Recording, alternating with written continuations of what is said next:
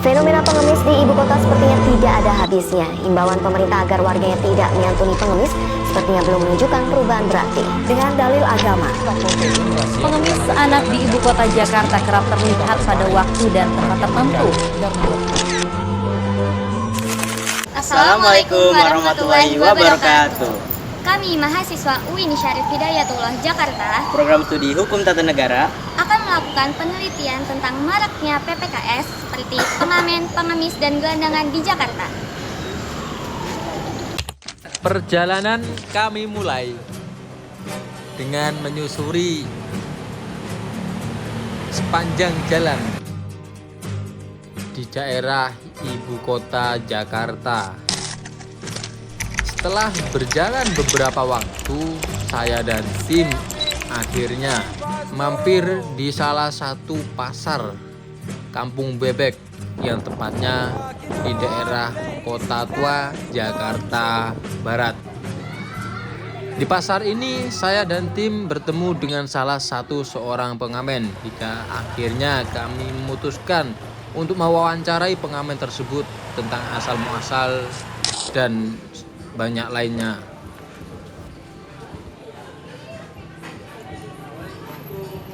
Permisi Bu. Maaf nih ganggu waktu Ibu. Ya, aku mengganggu waktunya.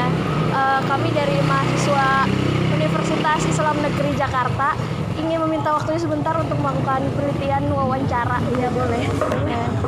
Baik, kita cari tempat yang Ini apa mau cari tempatnya? di sana aja. Oh ya boleh Bu. Ya baik, terima kasih Bu atas waktunya. Jadi kami di sini akan menanyakan beberapa pertanyaan aja.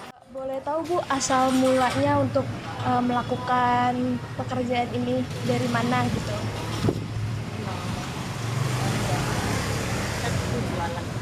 Dulu jualan ya.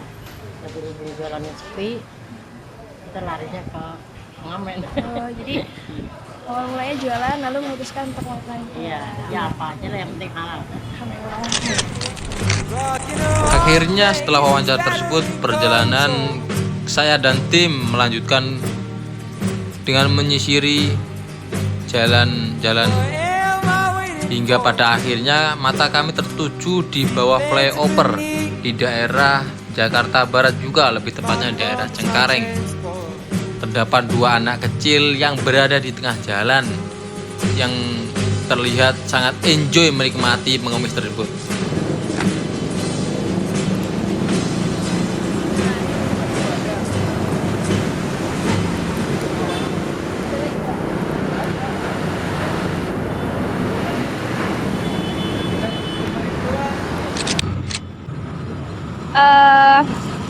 Mau tanya dong, kalian misalnya kan kalian nih ikut ngamennya sama mama gitu. Ini kemauan kalian sendiri atau disuruh mama gitu? Mungkin dari Badai dulu. Gimana? Disuruh mau sendiri, Mau sendiri. bantuin mama nyari duit. Kalau Ardi? Kalau aku mau sendiri karena kalau nggak nyari duit, nggak punya duit, terus nggak punya beli makan, nggak punya buat jajan gitu lah. Terus kalau aku nggak nyari duit juga kadang-kadang itu di rumah nggak ada yang makan, nggak ada yang apa, jadi kayak puasa seharian. Paksa sih gara-gara apa? Orang tua pas masuk ke sel udah kita begini. Berarti sebab orang tua masuk ke sel, Ya. kamu mulai kayak gini. Ekonomi sudah terombang-ambing ya. Kalau dari Mas Ruman? Kalau saya ya karena keadaan aja sih. Keadaan. Gimana tuh Mas keadaannya Mas ya? Ya orang tua udah nggak ada, adik-adik harus makan, kita nyari kerjaan juga nggak segampang kayak dulu itu, butuh ijazah juga, butuh keahlian. Kita juga berusaha biar dapat kerjaan, begini juga udah capek. Kemudian bagaimanakah tanggapan masyarakat akan hal ini? Apa sih pendapat abang tentang pengemis gitu? Ya kalau menurut saya sih sedikit mengganggu karena dia itu sebenarnya masih bisa bekerja, jadi ya sedikit meresahkan lah buat pedagang-pedagang seperti saya. bingung sih Mas kalau mau ngerespon kayak gimana kita gitu tentang pengemis maupun gelandangan. Tapi kayak gini Mas, kita kan juga ngopi kan butuh ketenangan ya, nyantai kan juga kita kan gimana menghilangkan diri dari kesibukan. Apalagi kalau kita sedang kayak gini enak-enak nyantai, tiba-tiba ada pengemis gitu kan gak enak banget gitu mas. Ya merasa keganggu kayak gimana ya, kita lagi nyantai diganggu apalagi diminta-minta, wah itu kan kayak rasa kita kayak gimana. Tapi di sisi lain juga kan kita juga kasihan mas kalau kita gak ngasihin pengemis itu, dia meminta-minta tapi kayak gimana ya. Tapi ya mungkinan sih kalau pengemis itu gak tahu sih orang kaya apa orang yang kalangan bawah. Menurut saya sih kalau saya datengin saya bangga ya, karena itu ada kewajiban buat saya. Dengan begitu saya bisa berbagi atau bersedekah ke dia terhadap dia atau gimana ya kan. Berbagilah antara satu sama yang lain.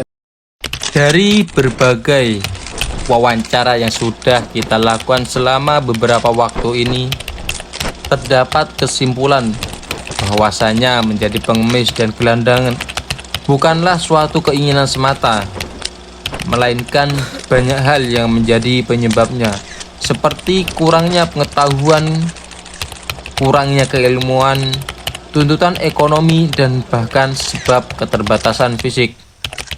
Tetapi ada juga yang memang sengaja menjalani profesi menjadi pengemis sebagai pekerjaan yang diniati, pekerjaan tetap dengan dalih mudahnya mendapatkan finansial.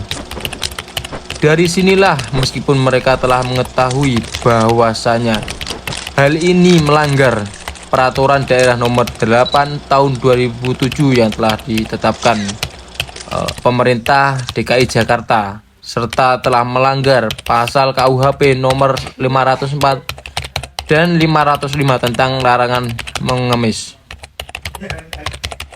Lantas bagaimanakah upaya pemerintah terkait ketertiban dan kesejahteraan para pengemis serta gelandangan ini? Assalamualaikum warahmatullahi wabarakatuh. Kalau untuk penanganan PMKS, penyandang masalah kesejahteraan sosial, atau sekarang di dalam Perda nomor 5 tahun 2022, itu namanya pemeluk kesejahteraan sosial. Kesejahteraan sosial diantaranya pengamen, pengemis, dan gelandangan. Nah, kita mempunyai 2 kegiatan, satu yang berupa operasi, satu yang juga patroli. Nah, mereka yang tertangkap itu akan kita bina. Yang satu, kalau memang beberapa kali itu nanti kita dipilihkan atau tidak pidana ringan, dan bisa juga dengan dipulangkan ke daerah asal.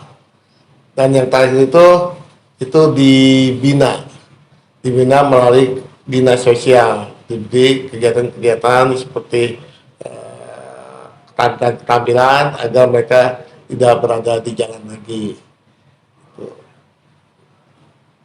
Mungkin itu yang bisa saya sampaikan. Jadi memang ya seperti itu kegiatan kita rutin, terutama di patroli itu.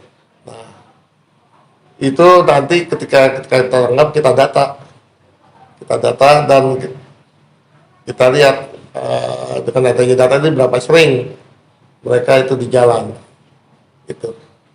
Terima kasih. Kita dinas sosial punya program namanya program pemulangan. Ketika kami dari wilayah seperti mengadakan razia, ya kan, otomatis kami kirim ke panti. Nanti dari panti biasanya dibina berapa bulan, terus ada program pemulangan. Kita pulangkan ke kampung. Karena apa mas, kalau saya lihat sekarang dia mau dipekerjakan di mana, keahlian pun nggak ada. Mau masuk ke mana? Sekolah enggak. Mau gimana? Sekarang kan mau lamar kerja aja yang tanya apa? Kan sekolah dulu. Dia ijazah pun nggak punya. Lah mau bagaimana ngelangkahnya? Kan? Serba salah juga. Terus apa sih langkah apa sih? Dinas sosial apa hanya langkah seperti itu? Enggak. Terutama di panti itu banyak kegiatan-kegiatan. Yang penting mau nggak orangnya, ya kan? Ada di Cengkareng, di mana? Ada kita punya panti di sana itu untuk kerjasama ditransmigrasikan. Cuman saya belum begitu ini ya, apa masih jalan apa enggak. Yang jelas kalau kita ada ketemu gelandangan, ya kan, biasanya panti itu memang benar nggak ada keluarganya, kirim ke panti. Nanti di panti dikasih pembinaan dulu, apa sih kalian dia, seperti mencangkul, apakah pembangunan, apa dilihat dulu potensi dia itu kemana bisanya. Itu setelah itu baru kalau ada program untuk kan ya baru dimasukkan seperti itu.